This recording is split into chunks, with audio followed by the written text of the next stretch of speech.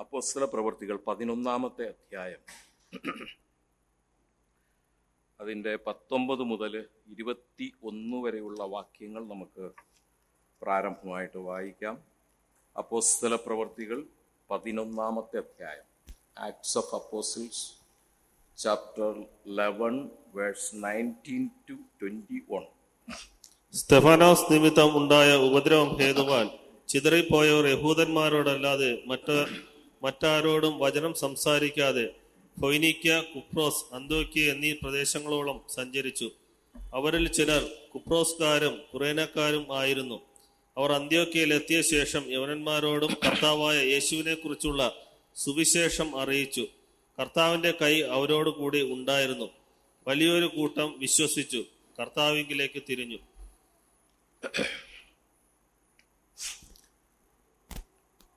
കഴിഞ്ഞ ടേണിൽ ഞാനിവിടെ എടുത്തത് യൂദയുടെ ലേഖനത്തിൽ നിന്നാണ്.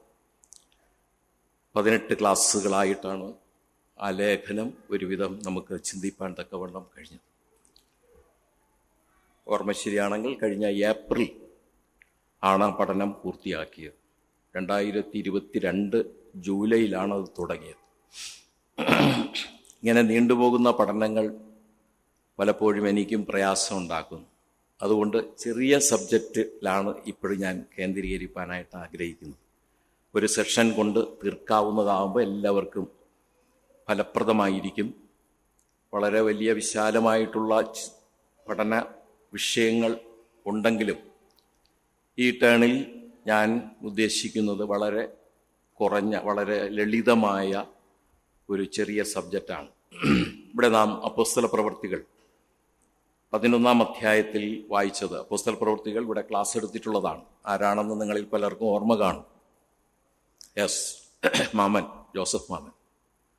വളരെ കാലങ്ങളായിട്ട് വളരെ ചിട്ടയോടുകൂടെ ക്ലാസ്സുകൾ എടുത്തിട്ടുണ്ട്. മിക്കവാറും ക്ലാസ്സുകൾ എനിക്കും അറ്റൻഡ് ചെയ്യുവാനായിട്ട് കഴിഞ്ഞിട്ടുണ്ട്. നല്ലൊരു പഠനമായിരുന്നു. നോട്ടുകൾ ഇപ്പോഴും എൻ്റെ കയ്യിലുണ്ട്. ഇവിടെ നാം വായിച്ച വാക്യങ്ങളിൽ വിശദീകരിച്ചിരിക്കുന്ന പ്രധാനപ്പെട്ട വിഷയം അന്ത്യോക്യ സഭയുടെ രൂപീകരണവും അതിൻ്റെ വളർച്ചയും. രൂപീകരണമാണ് നമ്മൾ വായിച്ചത്. എന്നാൽ താഴോട്ടുള്ള ഭാഗങ്ങളിൽ അതിൻ്റെ വളർച്ച, ആ പല ഭാഗങ്ങളിലായിട്ട് അന്ത്യോക്യ സഭയുടെ പെക്യുലിയാരിറ്റീസ്, പ്രത്യേകതകൾ ഒക്കെ വിവരിച്ചിട്ടുണ്ട്. ഈ ഭാഗം ഇന്ന് ചിന്തിച്ചു തുടങ്ങുമ്പോൾ സഭ എന്ന വിഷയത്തെക്കുറിച്ചുള്ള ഒരു പഠനമല്ല ഞാൻ ഉദ്ദേശിക്കുന്നത്. സ്ഥലം സഭകൾ എന്നുള്ള വിഷയവും അല്ല. ആദ്യ നൂറ്റാണ്ടിൽ രൂപീകൃതമായ ഒരു സ്ഥലം സഭയുടെ പ്രത്യേകതകൾ ചിന്തിച്ച് അത് നമുക്ക് എങ്ങനെ മാതൃകയാക്കാം, അതാണ് ഞാൻ ഉദ്ദേശിക്കുന്നത്. പ്രാരംഭമായിട്ടിന്ന് ആമുഖമായിട്ടുള്ള ചില കാര്യങ്ങൾ മാത്രം പറയുവാനാണ് ഞാൻ താല്പര്യപ്പെടുന്നത്. കർത്താവായ യേശു ക്രിസ്തു സഭകൾ സ്ഥാപിച്ചിട്ടില്ല. ഉണ്ടോ? ക്ലാസ് ആയതുകൊണ്ട് എല്ലാവർക്കും പറയാം കേട്ടോ. എബി, സഭകൾ സ്ഥാപിച്ചിട്ടില്ല. അർത്ഥം ശരി തന്നെ? യെസ്. കർത്താവായ യേശു ക്രിസ്തു സഭ പണിയുന്നു. സഭ പണിയുന്നു. മത്തായി സുവിശേഷം 16-ാം അധ്യായം 18-ാമത്തെ വാക്യത്തിൽ സാധാരണ നാട്ടുകാർ പറയുന്ന, പത്രോസേ നീ പാറയാകുന്നു, ഈ പാറമേൽ ഞാൻ എൻ്റെ സഭയെ പണിയും. ഞാൻ പറഞ്ഞ ശരിയാണോ? അല്ല, അങ്ങനെയല്ല തിരുവെഴുത്തിൽ. നീ പത്രോസാകും, നീ പത്രോസാകും, പെട്രോസ്. അടുത്ത് പറയുന്നത് ഈ പാറമേൽ, ഈ പെട്രോ, വൻപാറ, ഞാൻ എൻ്റെ സഭയെ സ്ഥാപിക്കും എന്നല്ല, ഞാൻ എൻ്റെ സഭയെ പണിയും, എൻ്റെ സഭയെ പണിയും. അതിനോട് ചേർത്ത് ഒരു ഭാഗം കൂടെ ഉണ്ട്, പാതാള ഗോപുരങ്ങൾ അതിനെ ജയിക്കയില്ല. ഞാൻ പണിയുന്ന സഭയെ ആർക്കും വെല്ലുവാനോ തോൽപ്പിക്കുവാനോ അതിനെ കവച്ചു വയ്ക്കുവാനോ ജയിപ്പാനോ കഴിയുകയില്ല. ഇവിടെ സഭ കർത്താവ് പണിയുന്നത് തന്നിൽ തന്നെയാണ്. അവിടെ പാറ എന്ന് പറഞ്ഞിരിക്കുന്നത് കർത്താവായ യേശുക്രിസ്തുവിനെയാണ്. അത് നമുക്ക് കൊരിന്ത്യർക്കെഴുതിയ ലേഖനം 10-ാം അധ്യായം അതിന്റെ 4-ാമത്തെ വാക്യത്തില് ഈ പാറ എന്ന് പറയുന്നത്, അതായത് ഇവിടെ പറഞ്ഞ പെട്രോസ് അല്ല, പെട്രോസ് എന്ന് പറഞ്ഞാൽ പാറക്കല്ലാണ്. പെട്രോ എന്ന് പറയുന്നതാണ് വൻപാറ. 10-4 മരുഭൂമി പ്രയാണത്തില് ഇസ്രയേൽ ജനത്തിന് ദാഹജലം കൊടുത്ത പാറയെക്കുറിച്ച് പറഞ്ഞതിന് ശേഷം പറയുന്ന ഒരു പ്രസ്താവനയുണ്ട്. ആ പാറ, എല്ലാവർക്കും പറയാം, കുഴപ്പമില്ല, ആ പാറ ക്രിസ്തുവായിരുന്നു. ആ പാറ ക്രിസ്തുവായിരുന്നു. അപ്പൊ യേശുക്രിസ്തുവാകുന്ന പാറമേൽ കർത്താവായ യേശുക്രിസ്തു തന്നെ പരിശുദ്ധാത്മാവിന്റെ സഹായത്താൽ പണിയുന്ന ഒരു മഹാസംഭവം ആണ് സഭ. ഈ പണിയുന്ന സഭ, കർത്താവ് പണിതുകൊണ്ടിരിക്കുന്ന സഭ, നമുക്കാർക്കും ഇന്ന് പൂർണ്ണതോതിൽ കാണുവാനായിട്ട് കഴിയുകയില്ല. അതുകൊണ്ട് തന്നെയാണ് ആ സഭയെ പറയുന്നത് അദൃശ്യസഭ. അദൃശ്യസഭ മറ്റൊരു ഇതൊന്നും അദൃശ്യസഭ എന്നൊന്നും ബൈബിളിലില്ല കേട്ടോ.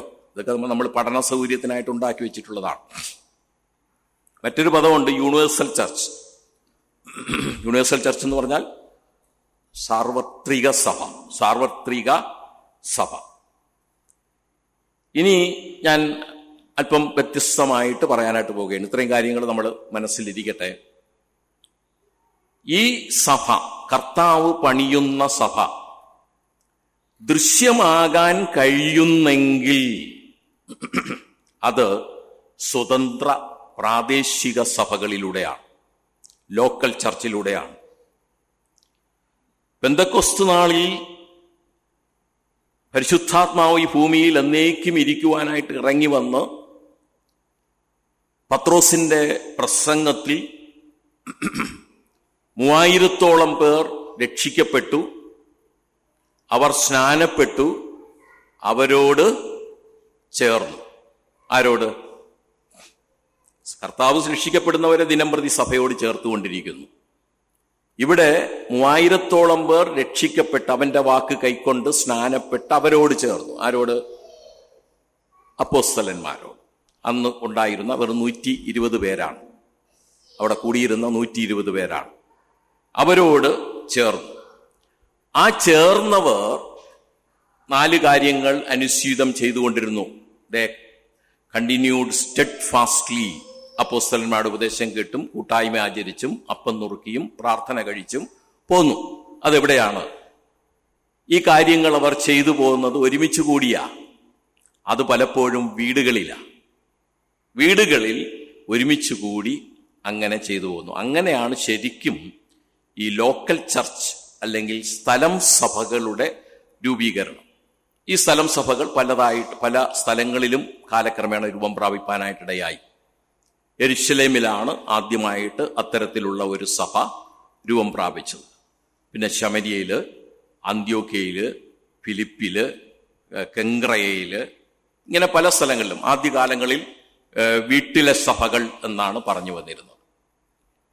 ഈ പ്രാദേശിക സഭകൾ, ലോക്കൽ ചർച്ചസ്, ലോക്കൽ അസംബ്ലീസ്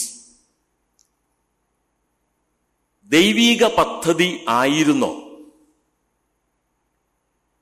ഞാൻ ആദ്യം പറഞ്ഞു ദൈവം സഭകൾ സ്ഥാപിച്ചിട്ടില്ല. പക്ഷേ ഈ കൂടി വന്ന കൂടിവരവുകൾ ദൈവീക പദ്ധതിയിൽ പെട്ടത് ആയിരുന്നോ? അത് നമ്മൾ ചിന്തിക്കേണ്ട കാര്യമുണ്ട്.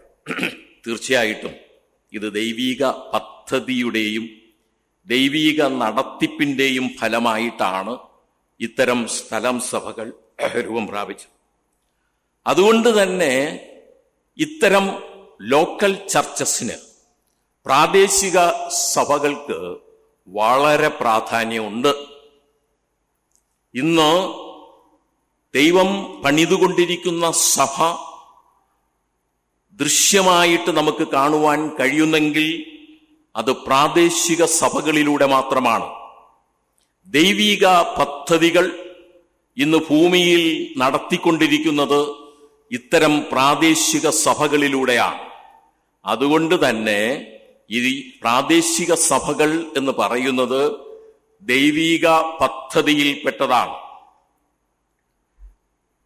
സാർവത്രിക സഭയെ കർത്താവിന്റെ ശരീരമായിട്ട്, കാന്തയായിട്ട്, കെട്ടിടമായിട്ടൊക്കെ അതിനോട് ഉപമിച്ചിട്ടുണ്ട്, പലതിനോട്. എന്നാൽ സഭ ഇന്ന് ലോകത്തിൽ വ്യാപിച്ചുകൊണ്ടിരിക്കുന്നത് സ്ഥലം സഭകളായിട്ടാണ്. ഇത് കർത്താവിന്റെ അംഗീകൃതമായ പദ്ധതിയിൽപ്പെട്ടത് തന്നെയാണ്. അതിന് ധാരാളം തെളിവുകൾ നമുക്ക് എടുക്കാനായിട്ട് കഴിയും. എൻ്റെ വിഷയം അതിൽ മാത്രം ഊന്നി നിൽപ്പാനായിട്ട് ഞാൻ ആഗ്രഹിക്കുന്നില്ല. വെളിപ്പാട് പുസ്തകം 1-ാം അധ്യായം അതിന്റെ 10-ാമത്തെ വാക്യം മുതൽ 3-ാമത്തെ അധ്യായം 22-ാമത്തെ വാക്യം വരെ കാണുന്ന ആസിയയിലെ 7 സഭകൾ, ഈ 7 സഭകൾക്കും പരിശുദ്ധാത്മാവ് മുഖാന്തരം 7 സഭകൾക്കും പ്രത്യേകമായ ദൂതുകൾ നൽകുന്നുണ്ട്. അത് പരിശുദ്ധാത്മാവിലാണ്. അങ്ങനെയാണെങ്കിൽ ഈ സ്ഥലം സഭകൾ എന്ന് പറയുന്നത് ദൈവീക പദ്ധതിയിൽപ്പെട്ടത് തന്നെയാണ്. 1-ാം നൂറ്റാണ്ടിൽ രൂപം കൊണ്ട പല സ്ഥലസഭകളും നമുക്ക് മാതൃകാ സഭകളാണ്. ശ്രദ്ധിച്ച് മനസ്സിലാക്കുക. എൻ്റെ വിഷയത്തിലോട്ട് ഞാൻ കടക്കുകയാണ്. പല സ്ഥലം സഭകളും മാതൃകാ സഭകളാണ് എന്ന് പറഞ്ഞാൽ നമുക്ക് അതിൽ നിന്നും ധാരാളം പാഠങ്ങൾ ഉൾക്കൊണ്ട് മാതൃകയാക്കുവാനായിട്ട് കഴിയും. അതുകൊണ്ടാണ് അതിനെ മാതൃകാ സഭകളെന്ന് ഞാൻ പറയുമ്പോൾ അത് പൂർണ്ണമായും ഉള്ള ഒരു പെർഫെക്റ്റ് ചർച്ച് എന്ന് ഞാൻ പറയില്ല. ഒരു പെർഫെക്റ്റ് ചർച്ച് എന്ന് പറയില്ല. ഉദാഹരണമായിട്ട് യെരുശലേം സഭ, ധാരാളം യെരുശലേം സഭയെക്കുറിച്ച് ഞാൻ പഠിച്ചുകൊണ്ടിരിക്കുക. യെരുശലേം സഭ എന്ന് പറയുന്നത് ധാരാളം മാതൃകകൾ നമുക്ക് ഉൾക്കൊള്ളാനായിട്ട് കഴിയും. പക്ഷെ അത് പെർഫെക്റ്റ് സഭ അല്ല. അവിടെയും ഭക്ഷണത്തിന്റെ പേരിൽ പ്രശ്നമുണ്ടായി. ശരിക്കും ഭക്ഷണത്തിന്റെ പേരിലുള്ള പ്രശ്നമല്ല അവിടെ ഉണ്ടായത്. പിന്നെയോ, ഭക്ഷണത്തിന്റെ പേരിലുള്ള പ്രശ്നമല്ല അത്. ശരിക്കും കുറച്ചുകൂടെ ചിന്തിച്ചാൽ മനസ്സിലാകും. എബ്രായ ഭാഷക്കാർ യവന ഭാഷക്കാരെ അവഗണിക്കുന്നു. അപ്പോൾ അവിടെ ഉണ്ടായ പ്രശ്നം എന്താണ്? ശരിക്കും ഭാഷയുടെ പ്രശ്നമാണ്. എബ്രായരും യവനരും തമ്മിലുള്ള പ്രശ്നമാണ്, അല്ലാതെ ഭക്ഷണത്തിന്റെ പ്രശ്നമല്ല. ശരിക്കും അതിന്റെ അടിസ്ഥാന കാരണം എന്ന് പറഞ്ഞാൽ ജാതി വിവേചനമാണ്, മതവിവേചനമാണ്. എബ്രായ ഭാഷ, യവന ഭാഷ ഇങ്ങനെയുണ്ടായ തരംതിരിവാണ്. ദൈവം സഭ സ്ഥാപിക്കുമ്പോൾ അങ്ങനെയുള്ള യാതൊരു തരംതിരിവുകളും ഉണ്ടാക്കിയിട്ടില്ല. ഞാൻ സന്ദർഭവശാൽ അത് പറഞ്ഞതേ ഉള്ളൂ. അപ്പോൾ പല യെരുശലേം സഭയെ സംബന്ധിച്ചിടത്തോളവും അവിടെ പ്രശ്നങ്ങളുണ്ടായി. എന്നാൽ ആ പ്രശ്നം വളരെ അമിക്കബിളായിട്ട്, വളരെ വളരെ പെട്ടെന്ന് തന്നെ അത് ഇടപെട്ട് അപ്പോസ്തലന്മാർ തക്ക സമയത്ത് ഇടപെട്ട് അവിടെ തന്നെ അത് പരിഹരിച്ച് കൂടുതൽ ആർജവത്തോടുകൂടെ മുന്നോട്ട് പോകുന്ന യെരുശലേം സഭയെ നമുക്ക് കാണാനായിട്ട് കഴിയും. അങ്ങനെയുള്ള ആദ്യ നൂറ്റാണ്ടിലെ സഭകൾ പലതും മാതൃകാ സഭകളാണ്. ഈ 1-ാം നൂറ്റാണ്ടിൽ സ്ഥാപിക്കപ്പെട്ട അല്ലെങ്കിൽ രൂപീകൃതമായ സ്ഥലം സഭകൾ കാലക്രമേണ മാനുഷികമായ കൈകടത്തലുകൾ ഉണ്ടായി. മാനുഷികമായ കൈകടത്തലുകൾ ആ പ്രാദേശിക സഭകളിൽ ഉണ്ടായി. പ്രാദേശിക സഭകളെ സംഘടിപ്പിച്ച് ഒരു കേന്ദ്രീകൃത പ്രസ്ഥാനമായി സഭയെ മാറ്റി. അത് കാലക്രമേണ ഉണ്ടായ സംഭവ വികാസമാണ്. ഈ പ്രാദേശിക സഭകളിൽ മാനുഷികമായ കൈകടത്തലുകൾ വന്ന് അതിനെ സംഘടിതമാക്കിക്കൊണ്ട് അതൊരു പ്രസ്ഥാനമാക്കി അതിനെ മാറ്റി. വചനവിരുദ്ധമായ പല കാര്യങ്ങളും അതിൽ ഉൾപ്പെടുത്തി. ശരിയായ സ്ഥലം സഭകൾക്ക് അവസ്ഥാന്തരങ്ങൾ സംഭവിച്ചു, മാറ്റങ്ങൾ സംഭവിച്ചു. സംശുദ്ധമായ പ്രാദേശിക സഭകൾ അപ്രത്യക്ഷമാകാൻ തുടങ്ങി. ആ സ്ഥാനത്ത് ലോകത്തിലെ വിവിധ മതങ്ങളെയും അവയുടെ ആചാര അനുഷ്ഠാനങ്ങളെയും സ്വാംശീകരിച്ചുകൊണ്ട് ഒരു മിശ്ര മതമായി സ്ഥലം സഭകൾ അല്ലെങ്കിൽ സഭകൾ മാറ്റപ്പെട്ടു. ഇത് ചരിത്രമാണ്, സഭാചരിത്രമാണ്. എങ്ങനെ ഈ ആദ്യ നൂറ്റാണ്ടിൽ ശരിയായ വീക്ഷണത്തോടുകൂടി ദൈവീക പദ്ധതിയായി കൊണ്ടുവന്ന സ്ഥലം സഭകൾക്ക് ഒരു വലിയ മാറ്റം അത് എങ്ങനെ സംഭവിച്ചു എന്ന് ചോദിച്ചാൽ ഇതാണ് അതിന്റെ പിന്നിലുണ്ടായത്. മാനുഷികമായ കൈകടത്തലുകളാണ്. പ്രാദേശിക സഭകൾ, ശരിയായ പ്രാദേശിക സഭകള് അത് ഇല്ലാതായി. വിവിധ മതങ്ങളുടെ ആചാര അനുഷ്ഠാനങ്ങളൊക്കെ അതിൽ കടന്നു വന്നു. അങ്ങനെ ഒരു മിശ്ര മതമായിട്ട് സഭകൾ മാറ്റപ്പെടുകയാണ്. എന്നാൽ യഥാർത്ഥമായി വചനപ്രകാരം സത്യത്തിനായിട്ട് നിലകൊണ്ട പ്രാദേശിക സഭകൾ അന്നും ഉണ്ട്. പക്ഷെ ആ സഭകൾ ഈ പാപ്പായ സഭകളുടെ പാപ്പായ സഭകൾ എന്ന് പറഞ്ഞാൽ മനസ്സിലായോ? പാപ്പായ സഭകൾ എന്ന് പറഞ്ഞാൽ ഈ പോപ്പിൽ അധിഷ്ഠിതമായ, ബിഷപ്പിൽ അധിഷ്ഠിതമായ സഭകൾ, ആ സഭകളുടെ പീഡനത്തിലൂടെ കടന്നുപോയി. ശരിക്കുമുള്ള പ്രാദേശിക സഭകൾ ഈ പോപ്പിൽ അധിഷ്ഠിതമായ അല്ലെങ്കിൽ പാപ്പായ മതസഭകളുടെ പീഡനത്തിലൂടെ കടന്നുപോയി. ഞാൻ വളരെ ചുരുക്കി ആ ചരിത്രം അല്പം ഒന്ന് പറഞ്ഞാലേ അന്ത്യോക്യ സഭയെക്കുറിച്ച് പഠിച്ചാൽ ശരിക്കും മനസ്സിലാവുള്ളൂ. അതുകൊണ്ടാണ് ഞാൻ ഇപ്പോൾ പറയുന്നത്. അതില് ഒരു മാറ്റം വരുവാനായിട്ട് ചില ഘട്ടങ്ങളിൽ തുടങ്ങി. 1320 മുതൽ 1348, ചരിത്രം കേൾക്കാൻ പലർക്കും ഇഷ്ടമില്ല എന്നറിയാം, എന്നാലും ഇത് പറയാതിരിക്കാനായിട്ട് പറ്റില്ല. അല്പം ശ്രദ്ധിച്ച് മനസ്സിലാക്കുക. എന്താ ചരിത്രം ഇഷ്ടമാണോ? ഇഷ്ടമാണ്. സഭാചരിത്രം പഠിക്കണം കേട്ടോ. സഭാചരിത്രം നല്ല ഒരു വിഷയമാണ്. അതൊരു ഡോക്ടറേറ്റ് എടുക്കാൻ പറ്റിയ വകുപ്പ് അതിലുണ്ട് കേട്ടോ. ഒന്ന് നോക്ക്. അപ്പോൾ 1320, 1348 കാലഘട്ടത്തില് ജോൺ വിക്ലിഫ് 1378 മുതൽ 1415 വരെ ഉള്ള കാലഘട്ടത്തിൽ ജോൺ ഹസ് തുടങ്ങിയ നവീകരണ കർത്താക്കൾ ഉണ്ടായി. ശരിയല്ല എന്നുള്ള ബോധ്യത്തിൽ നവീകരണ കർത്താക്കൾ ഉണ്ടായി. അവിടെ നിൽക്കട്ടെ. അത് കഴിഞ്ഞിട്ടാണ് മാർട്ടിൻ ലൂതർ, കാൽവിൻ, വില്യം ടിൻടൈൽ ഇവരൊക്കെ നേതൃത്വത്തില് ഒരു നവീകരണം സഭകളിൽ ഉണ്ടാകുന്നത്. മാർട്ടിൻ ലൂതർ കിങ് തുടങ്ങി വെച്ചത്, കാൽവിൻ, വില്യം ടിൻടൈൽ അവരുടെ നേതൃത്വത്തിൽ ഒരു നവീകരണം പുരോഗമിക്കുകയും പ്രൊട്ടസ്റ്റന്റ് വിഭാഗങ്ങൾ രൂപം പ്രാപിക്കുകയും ചെയ്തു. അതാണ് പ്രൊട്ടസ്റ്റന്റ് എന്ന് പറയുന്നത്. കാത്തലിക്, അതിൽ നിന്നും മാറി വന്ന പ്രൊട്ടസ്റ്റന്റ് വിഭാഗങ്ങൾ. ഈ പ്രൊട്ടസ്റ്റന്റ് വിഭാഗങ്ങളും ശരിക്കും ശരിയായ കർത്താവിന്റെ വീക്ഷണത്തിലുള്ള സഭകളല്ലായിരുന്നു. കാരണം എന്താണ്? ആ പ്രൊട്ടസ്റ്റന്റ് സഭകളും സുവിശേഷ സത്യങ്ങൾ പലതും മറച്ചു പിടിച്ചു. മനഃപൂർവ്വം മനസ്സിലാക്കണം. ഈ പ്രൊട്ടസ്റ്റന്റ് സഭകൾ രൂപം പ്രാപിച്ചുവെങ്കിലും ഈ പ്രൊട്ടസ്റ്റന്റ് സഭകളും പല സുവിശേഷ സത്യങ്ങളും അവരും മറച്ചു പിടിച്ചു. മനഃപൂർവ്വമാണ് മറച്ചു പിടിച്ചു. അതുകൊണ്ട് അത് ഒരു ഒരു ഒരു ഒരു നവീകരണം എന്ന് പറയാം. തുടർന്ന് ശരിയായ സുവിശേഷം യഥാർത്ഥത്തിൽ പുരോഗമിച്ചത് സ്വതന്ത്രമായ ഗ്രൂപ്പുകളിലൂടെയാണ്. യഥാർത്ഥ സുവിശേഷം രൂപം പ്രാപിച്ച് അത് വ്യാപിച്ചത് സ്വതന്ത്രമായ ചില ഗ്രൂപ്പുകളിലൂടെയാണ്. ക്രമേണ ചില സ്വതന്ത്ര പ്രസ്ഥാനങ്ങൾ രൂപം പ്രാപിച്ചു. അതിൽ ചിലതാണ് പ്രസ്ബിറ്റേറിയൻ, മെത്തഡിസ്റ്റ്, കോൺഗ്രിഗേഷൻ, ബാപ്റ്റിസ്റ്റ്.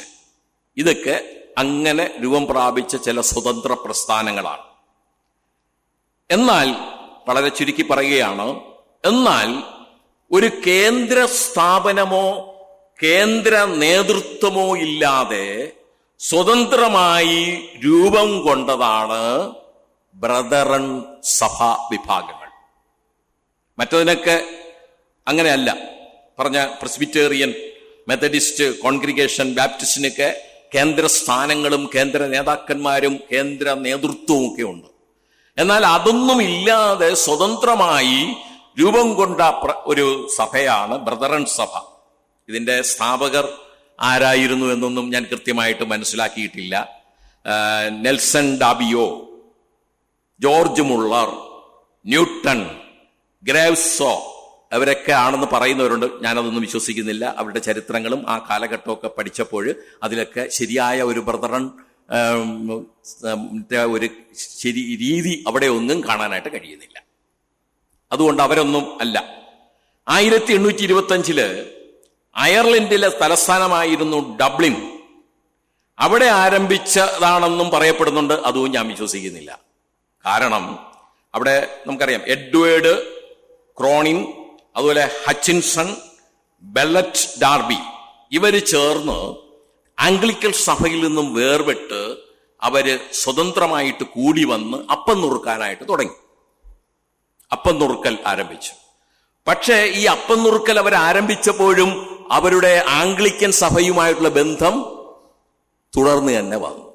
അങ്ങനെയാണെങ്കിൽ അവരുമല്ല ബ്രദറൻ സഭയ്ക്ക് രൂപം കൊടുത്തത്. 1830 മെയ് മാസത്തില് ഈ പറഞ്ഞവരുടെ ഗ്രൂപ്പുകളിൽ തുടങ്ങിയ ഈ അപ്പം നുറുക്കാനായിട്ട് തുടങ്ങി കൂടി വന്നവര് ആംഗ്ലിക്കൽ സഭയുമായിട്ടുള്ള ബന്ധം വിച്ഛേദിച്ചു. ആംഗ്ലിക്കൽ സഭയുമായിട്ടുള്ള ബന്ധം വിച്ഛേദിച്ചു, വേർപെട്ട് ഒരു സ്വതന്ത്ര കൂടിവരവ് ആരംഭിച്ചു. ഇതും യഥാർത്ഥ ബ്രദറൻ സഭ അല്ലായിരുന്നു. കാരണം എന്താണ്? ഈ കൂടി വന്നവരും ശരിയായ വേർപാട് പാലിച്ചില്ല. അവർ അപ്പം നുറുക്കാനായിട്ട് സെപ്പറേറ്റ് കൂടി വന്നു, അതിനൊക്കെ പ്രാധാന്യം കൊടുത്തെങ്കിലും ശരിയായ ഒരു വേർപാട് അവരും പാലിച്ചിരുന്നില്ല. ആ കാലഘട്ടത്തിലെ ഒരു വലിയ പ്രാസംഗികൻ, ഞാൻ അവരുടെ പേര് പറയുന്നില്ല, ആ വലിയ എങ്കിൽ നിങ്ങൾ ആളുടെ തെറ്റിദ്ധരിക്കുകയും അയാളുടെ പ്രസംഗങ്ങളൊക്കെ കേൾക്കാതിരിക്കുകയൊക്കെ ചെയ്യും. ഒരു വലിയ പ്രസംഗകൻ, അദ്ദേഹം ബൈബിളിൽ നല്ല പ്രസംഗങ്ങൾ കാഴ്ചവെച്ച വ്യക്തിയാണ്. അദ്ദേഹത്തിന് നല്ലൊരു പ്രസംഗം കാഴ്ചവെക്കണമെങ്കിൽ അതിനു മുമ്പ് നല്ലൊരു ചുരുട്ട് വലിക്കണം. ഏത് സഭ?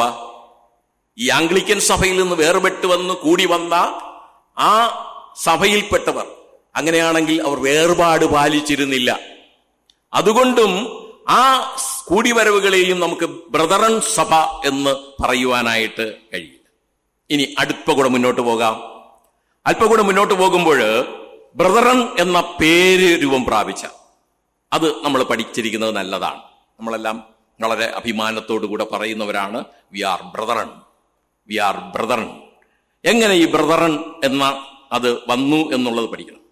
ഈ ബ്രദറൻ എന്ന പേര് രൂപം കൊണ്ടത് ഇംഗ്ലണ്ടിലെ പ്ലിമിത്തിൽ വച്ചാണ്. ഇംഗ്ലണ്ടിലെ പ്ലിമിത്ത്. അവിടെ ഒരു കൂട്ടം വിശ്വാസികള് അതിശക്തമായ സുവിശേഷ പ്രവർത്തനങ്ങളിൽ ഏർപ്പെട്ടു. ശ്രദ്ധിച്ച് മനസ്സിലാക്കുക, ഇങ്ങനെ കൂടി വന്ന ഒരു ഗ്രൂപ്പ് തന്നെയാണ്. അവർ അതിശക്തമായ സുവിശേഷ പ്രവർത്തനങ്ങളിൽ ഏർപ്പെട്ടു. അവിടെ പ്രധാനപ്പെട്ട സുവിശേഷ പ്രവർത്തനം എന്ന് പറയുന്നത് തെരുവുകളിൽ ചെന്ന് സഹോദരന്മാർ ഒരുമിച്ച് തെരുവുകളിൽ ചെന്ന് സുവിശേഷം പറയുക.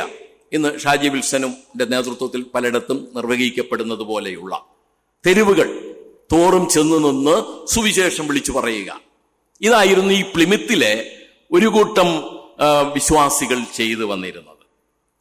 അവര് ഈ സുവിശേഷ പ്രവർത്തനത്തിന് അത്യുത്സാഹികളായിരുന്നു. അവരുടെ ഈ ഉത്സാഹവും അവരുടെ പ്രവർത്തനങ്ങളും പോപ്പായ സഭകളുടെ, ഈ പോപ്പായ സഭകൾ എന്ന് പറയുമ്പോൾ നിങ്ങൾ വിചാരിച്ചോളാം ഇന്ന സഭകളാണ്. പോപ്പായ സഭകളുടെ അടിസ്ഥാനത്തെ പിടിച്ചുലച്ചു.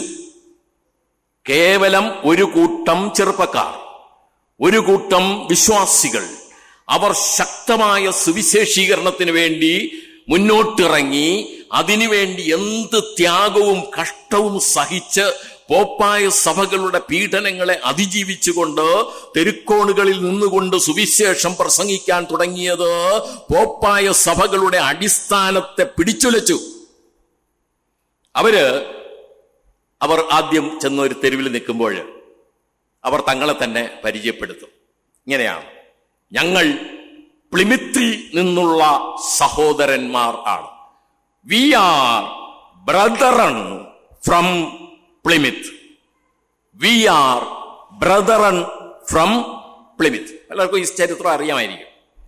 ഈ പരിചയപ്പെടുത്തലിൽ നിന്നാണ് ബ്രദറൻ എന്നുള്ള പേരുണ്ടായത്. കളിയാക്കി വിളിക്കാൻ തുടങ്ങി. ഈ സമൂഹത്തെ കളിയാക്കി വിളിച്ച പേരാണ് ബ്രദറൻ. ബ്രദറൻ ഇങ്ങനെയാണ് ഈ പേര് വന്നത്.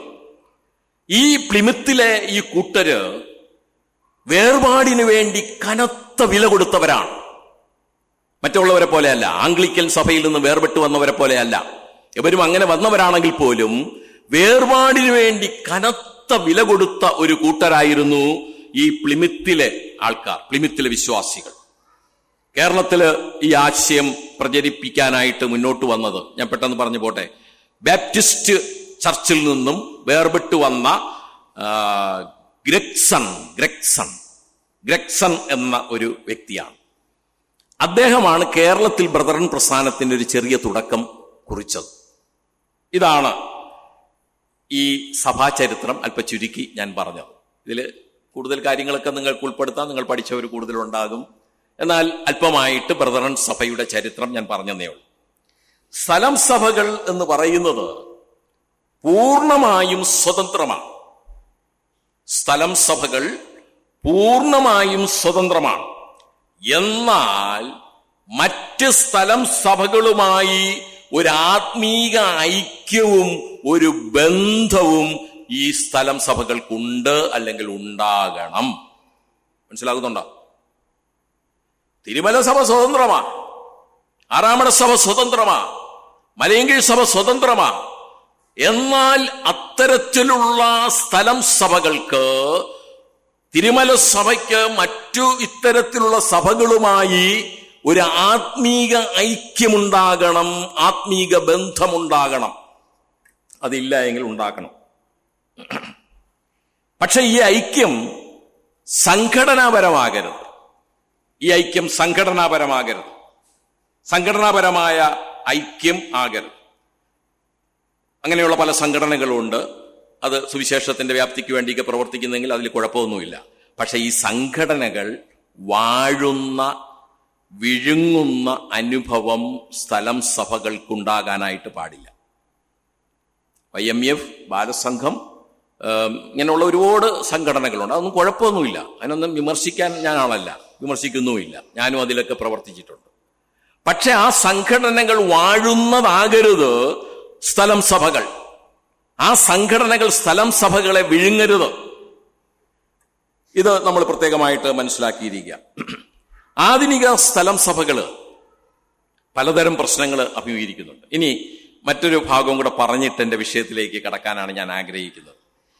ഈ പ്രാദേശിക സഭകൾ എന്ന് പറയുമ്പോൾ ഞാൻ പറഞ്ഞു, അത് കർത്താവിന്റെ പദ്ധതി, അത് അംഗീകാരം, അപ്രൂവൽ കിട്ടിയതാണ്. ഈ പ്രാദേശിക സഭ അപ്രൂവൽ ഉണ്ട്, അല്ലെങ്കിൽ കർത്താവ് അത് അംഗീകരിക്കുന്നതാണ്. കർത്താവ് ജീവിച്ചിരുന്നപ്പോൾ ഇത്തരം സഭകളെ കുറിച്ച് എന്തെങ്കിലും പറഞ്ഞിട്ടുണ്ടോ?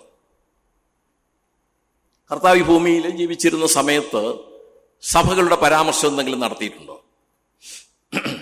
മത്തായി സുവിശേഷം 16-ാം അധ്യായം 13 മുതൽ 20 വരെ ഞാൻ നേരത്തെ പറഞ്ഞതാണ്. സാർവത്രിക സഭയുടെ രൂപീകരണത്തെക്കുറിച്ച് കർത്താവ് വെളിപ്പെടുത്തുന്നതാണ്. ഞാൻ എൻ്റെ സഭയെ പണിയും, പാതാള ഗോപുരങ്ങൾ അതിനെ ജയിക്കുകയില്ല. I will build my church and gates of hell shall not prevail against it.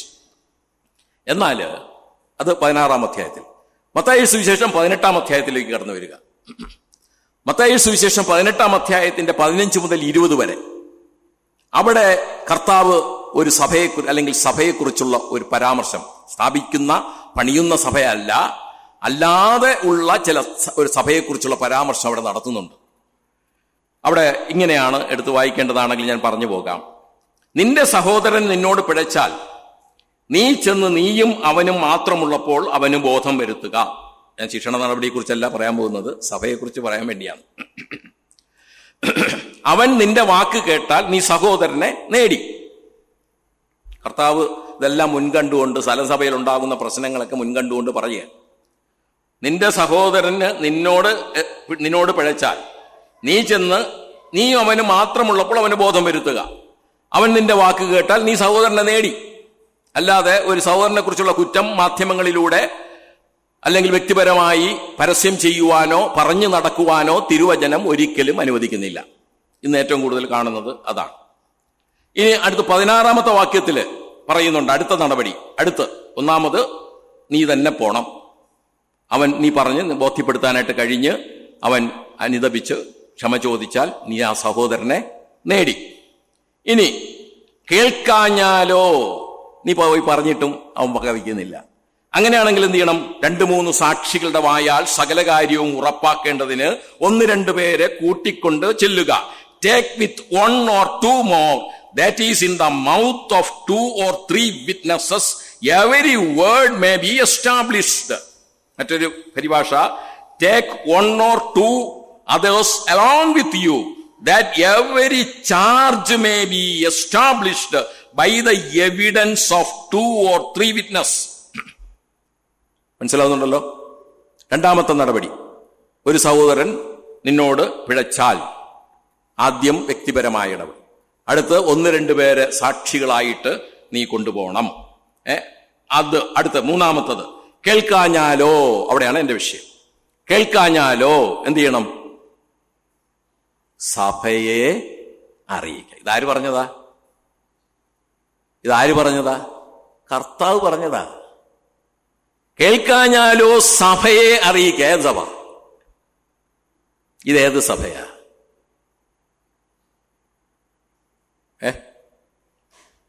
അന്ന് നിലവിലിരുന്ന ചില കൂടിവരവുകൾ അല്ലേ? ആണ്. പഴയ നിയമത്തിലുണ്ട് സഭ. വിശുദ്ധ സഭായോഗം കൂടേണം, പല പ്രാവശ്യം പറഞ്ഞിട്ടുണ്ട്. പഴയ നിയമത്തിലുണ്ട് സഭ. ആ സഭയുടെ ഭാഗമാണ് ഈ കർത്താവ് യേശുക്രിസ്തു അവിടെ പറഞ്ഞത്. പക്ഷേ ആ പറഞ്ഞത് അതാണ് അവിടെ ശരിക്കും പറഞ്ഞു, tell it to the church എന്ന് തന്നെയാണ്. LTV ചർച്ച്, സഭയോട് സഭയെ അറിയിക്കാം. എന്നിട്ടാണ് പറയുന്നത്, സഭയെയും കൂട്ടാക്കാഞ്ഞാൽ. ഇനി സഭ വിളിച്ചവനെ വരുത്തുന്നു, ആ പിഴച്ചവനെ സഭ വിളിച്ചു വരുത്തുന്നു. വിളിച്ചു വരുത്തിയിട്ട് അവനോട് കാര്യങ്ങളൊക്കെ പറഞ്ഞു ബോധ്യപ്പെടുത്തുവാൻ ശ്രമിക്കുന്നു. സഭയെയും കൂട്ടാക്കാഞ്ഞാൽ അവൻ നിനക്ക് പുറജാതിയും ചുങ്കക്കാരനും എന്ന പോലെ ഇരിക്കട്ടെ. Let him be to you as a general or tax collector. ചില പരിഭാഷയില് ഹീതൺ മാൻ ഓർ പബ്ലിഷ്യൻ, പബ്ലിക് മാൻ. ഹീതൺ മാൻ എന്ന് പറഞ്ഞാൽ എന്താ അർത്ഥം? അവിശ്വാസി, അപരിഷ്കൃതൻ, വിഗ്രഹാരാധി, മറ്റു മതങ്ങളിൽപ്പെട്ട, ഇങ്ങനെയൊക്കെയാണ് അതിന്റെ ശരിയായിട്ട് തർജ്ജമ. പല തർജ്ജമകളിലുണ്ട്. അപ്പോൾ അങ്ങനെ നീ അവനെ കണക്കാക്ക്. ആര്? ഈ എന്നോടാണ് പിഴച്ചെങ്കിൽ ഞാൻ അവനെ അങ്ങനെ കണക്കാക്കിയാൽ മതി. അവൻ പുറജാതിക്കാരനെ അല്ലെങ്കിൽ അവിശ്വാസിയായിട്ട് കണക്കാക്കി അങ്ങനെ അത്തരത്തിലുള്ള ഒരു ബന്ധം തുടർന്നു പോയാലും മതി. അപ്പോൾ അത് അവിടെ ശിക്ഷണ നടപടി എന്നുള്ള തരത്തിൽ കർത്താവ് സഭയ്ക്ക് വളരെ പ്രാധാന്യം കൊടുത്തിരിക്കുന്നു. ഈ പ്രാധാന്യം ഇന്ന് നിലനിൽക്കുന്നുണ്ട്. കാരണം എന്താ? വേറെ ആരുമല്ല പറഞ്ഞ, കർത്താവ് പറഞ്ഞതാ. സഭകളെ കുറിച്ച് തന്നെ സഭയ്ക്ക് കൊടുത്ത പ്രാധാന്യം കൊടുത്ത് പറഞ്ഞതാണ്. ഇനി താഴോട്ട് വായിച്ചോ. താഴോട്ട് വായിക്കും, ഭൂമിയിൽ വെച്ച് നിങ്ങൾ 2 പേർ യാചിക്കുന്ന ഏത് കാര്യത്തിലും ഐകമത്യപ്പെട്ടാൽ അത് സ്വർഗസ്ഥനായ എന്റെ പിതാവിങ്കൽ നിന്ന് അവർക്ക് ലഭിക്കും. ഐകമത്യപ്പെട്ടു വരുന്നതാണ്. നിങ്ങൾ അങ്ങനെ ഐകമത്യപ്പെട്ടു വരുന്നതാണ് സഭ. 2-3 പേർ, അടുത്ത് പറയുന്നുണ്ട് 2-3 പേർ.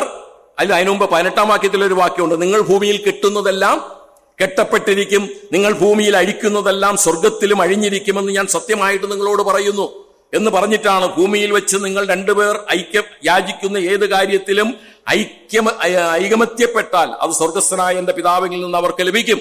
അടുത്ത് പറയുന്നു, ശ്രദ്ധിച്ചോളണേ, 2-3 പേർ എന്റെ നാമത്തിൽ കൂടി വരുന്നിടത്തൊക്കെയും ഞാൻ അവരുടെ നടുവിലുണ്ട് എന്ന് ഞാൻ നിങ്ങളോട് പറയുന്നു. ഇതെന്തിനാ ഈ സന്ദർഭത്തിൽ കർത്താവ് പറഞ്ഞത്? അവിടെ ശരിക്കും കൂടി വരുന്ന എന്നല്ല അർത്ഥം. For where 2 or 3 are gathered, passive voice അല്ലേ? ഇംഗ്ലീഷ് ഗ്രാമർ അറിയാവുന്നതാണ്. പാസീവ് വോയിസ് എന്ന് പറഞ്ഞാൽ കൂട്ടിച്ചേർക്കപ്പെട്ടവരുടെ മധ്യേ ആരുണ്ട്? കർത്താവുണ്ട്. അതാണ് അന്ന് നിലവിലിരുന്ന സഭ. ദൈവനാമത്തിൽ കൂടി വരുന്ന, കൂട്ടിച്ചേർക്കപ്പെടുന്ന അവരാണ് സഭ. പെന്തക്കോസ്ത് നാളിൽ പുതിയ നിയമസഭ രൂപീകരിച്ചു. എന്നാൽ അതിനു മുമ്പെയും സഭയും സഭയോടുള്ള ബന്ധങ്ങളും നിലനിന്നിരുന്നു എന്നുള്ളത് കർത്താവിന്റെ പ്രബോധനത്തിൽ നിന്ന് നമുക്ക് മനസ്സിലാക്കാനായിട്ട് കഴിയും. ഇത് വേറെ ആരുമല്ല പറഞ്ഞത്, എങ്കിൽ നമുക്ക് അതിൽ വീഴ്ചകൾ വരുത്താമായിരുന്നു. ഇത് കർത്താവായ യേശുക്രിസ്തു തന്നെയാണ് പറഞ്ഞത്. ഈ പ്രബോധനം അത്തരത്തിൽ പ്രാധാന്യം കൊടുത്തു തന്നെ നമ്മൾ എടുക്കണം. അപ്പോൾ പ്രാദേശിക സഭകൾ, ഞാൻ ഇതിനെ ഇപ്പോഴത്തെ പുതിയ നിയമസഭയുമായിട്ടൊന്ന് ലിങ്ക് ചെയ്യട്ടെ. ഇതിനെ പുതിയ നിയമസഭയുമായിട്ടൊന്ന് ലിങ്ക് ചെയ്യാൻ പോവുകയാണ്. അത് പ്രാദേശിക സഭകൾ കർത്താവിന്റെ നാമത്തിൽ കൂടി വരുന്നതായിരിക്കണം. ആർക്കെങ്കിലും എതിർപ്പുണ്ടോ, സംശയമുണ്ടോ? പ്രാദേശിക സഭകൾ കർത്താവിന്റെ നാമത്തിൽ കൂടി വരുന്നവരായിരിക്കണം. അവിടെ കർത്താവിന്റെ സാന്നിധ്യമുണ്ടായിരിക്കും, അല്ലെങ്കിൽ ഉണ്ടാകണം. കർത്താവിന്റെ നാമത്തിൽ കൂടി വരുമ്പോൾ അവിടെ കർത്താവിന്റെ സാന്നിധ്യം ഉണ്ടാകും. മാത്രമല്ല, മറ്റുള്ളവരിൽ നിന്നും വ്യത്യസ്തമായി കൂട്ടിച്ചേർക്കപ്പെട്ടവരായിരിക്കണം. അതാണ് അവിടുത്തെ ശരിയായിട്ടുള്ള പരിഭാഷ. ഇനി മറ്റൊരു കാര്യം നമ്മൾ ആ ഭാഗങ്ങളിൽ നിന്ന് മനസ്സിലാക്കാനായിട്ടുണ്ട്.